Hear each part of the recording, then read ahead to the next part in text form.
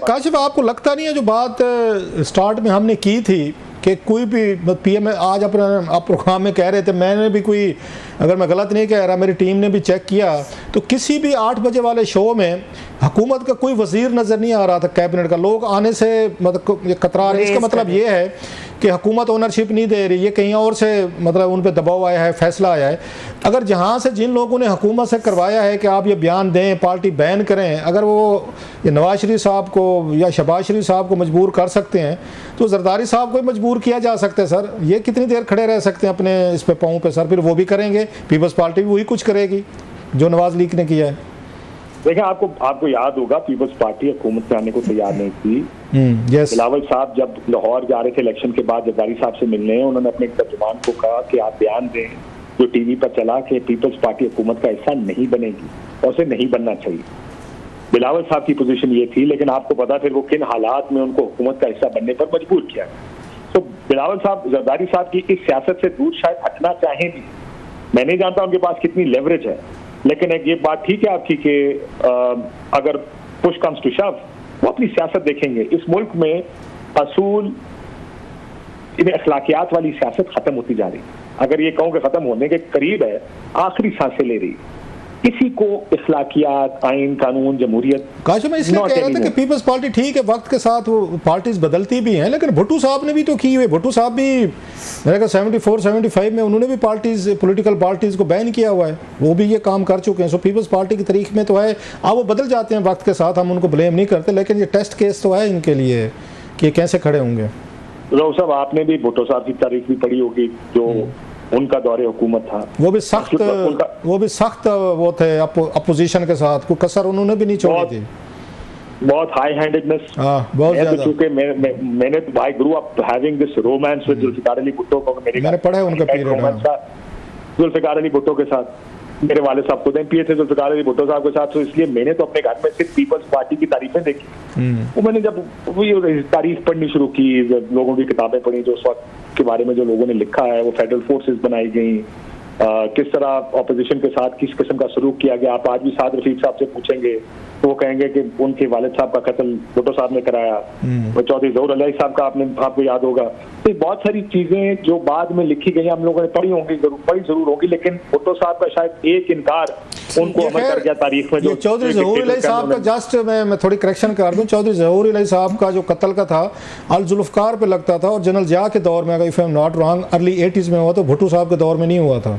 Jail में डाला था उन्होंने, उनको जेल में जरूर डाला था, पूरी अपोजिशन जेल में थी उनको भुट्टो साहब के दौर में, लेकिन ये कत्ल मेरा ख्याल ज़हूर अली साहब का अर्ली 80s में हुआ था, जब general Zia was ruling this country. I stand corrected. मैं तो खैर ये इसको ब्लेम पीपल्स पार्टी जेल में थे, वो जेल में जरूर थे, उनको जेल में डाला था ज़हूर अली साहब और बाकी उनको सर। जी बिल्कुल। तो मसला ये कि वो दौरे हुकूमत भी था, पीपल्स पार्टी ने अपने आप को बहुत दूर किया उससे। मोहतरमा बेनज़ीर भुट्टो की सियासत इन माय व्यू वाज, उन्होंने बहुत अपने आप, उनकी सियासत असल में जमहूरियत के करीब तर, अगर पीपल्स पार्टी के दौर में किसी ने सियासत की लीडरशिप में, वो बेनज़ीर भुट्टो साहिबा की। बहुत ज्यादा पेशेंस थी मुखालफीन के लिए, मीडिया चैनल्स के लिए। लेकिन आपको याद होगा कि जब 12 अक्टूबर का मार्शल लॉ लगा तो उन्होंने अपने सियासी मुखालिफ के हक। लेकिन काशिफ मियाँ शरीफ को FIA के जरिए उनको दफ्तर से लाहौर से पिक कराने में, वो भी बेनज़ीर भुट्टो साहब के दौर में हुआ था। ये काम तो उस वक्त भी हो रहे थे सर अपने मुखालफीन के साथ, ये चीज़ें तो हो रही थी। बेनज़ीर भुट्टो साहब के दौर में हुआ था। इफ़ यू रिमेंबर सेकंड उनके पीरियड में रहमान मलिक साहब, अल्लाह उनको जन्नत में जगह थे, FIA में डायरेक्टर थे, तो उनकी मेरा ख्याल है पहली असाइनमेंट यही थी कि जाएँ उनको पिक कर लें। 2-4 दिन उनको मेरा ख्याल 24 घंटे रखा भी किया था थाने में, फिर बाद में छोड़ा गया था। अब मैं आपसे ये कहता कि उन्होंने 12 अक्टूबर के उस इक़दाम की हिमायत भी की थी जब मार्शल लॉ लगा इस मुल्क में, हालांकि उनको जमहूरी क़ुव्वतों के साथ खड़ा होना चाहिए। मेरा ख्याल है काशिफ, आई एम सॉरी कि मैं फिर आपको अच्छा नहीं लगता, मैंने उनका BBC का इंटरव्यू सुना था बेनज़ीर भुट्टो साहब का। उन्होंने कहा कि मार्शल अब लग चुका है, अब मुशर्रफ साहब आ गए हैं, तो अब वो हमसे बात करें।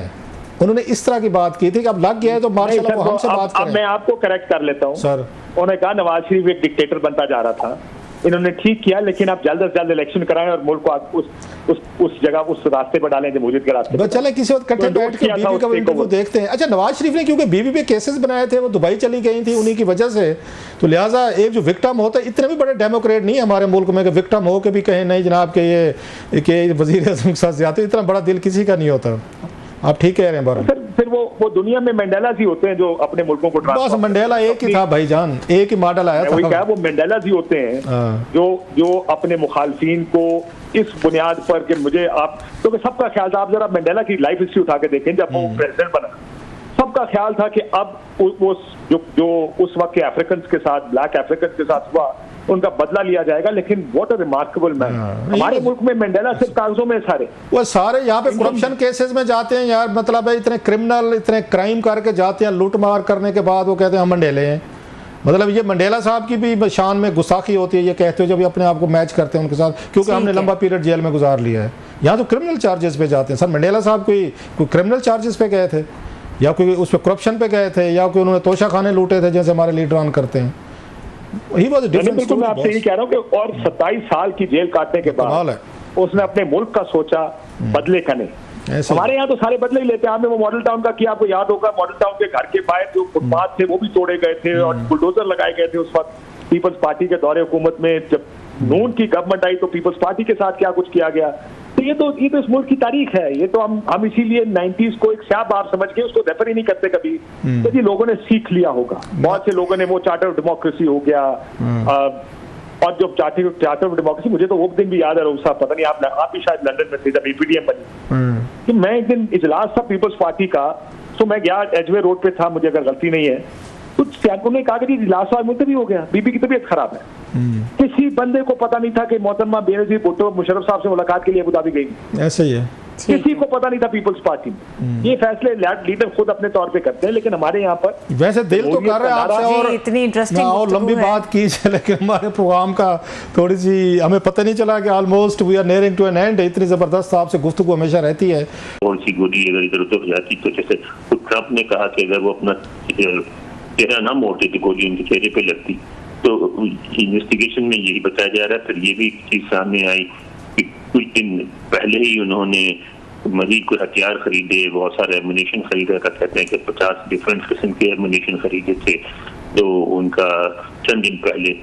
तो वहाँ अच्छा इसमें सबसे दिलचस्प बात है वो ये है कि हर चीज पे गुफ्तगू हो रही है, लेकिन एक जो बहुत ऑब्वियस सामने की चीज है उस पर गुफ्तगू बहुत कम हो रही है। वो ये है कि ऐसा करना अमेरिका में इसलिए मुमकिन होता है कि यहाँ हर शख्स आसानी से जिस तरह आप कपड़े खरीदते हैं, जूते खरीदते हैं, इस तरह बंदूक भी खरीद सकते हैं बगैर किसी परमिट, बगैर किसी परमिशन के। सिर्फ आपका ड्राइविंग लाइसेंस चेक करते हैं, आपको दे देते हैं।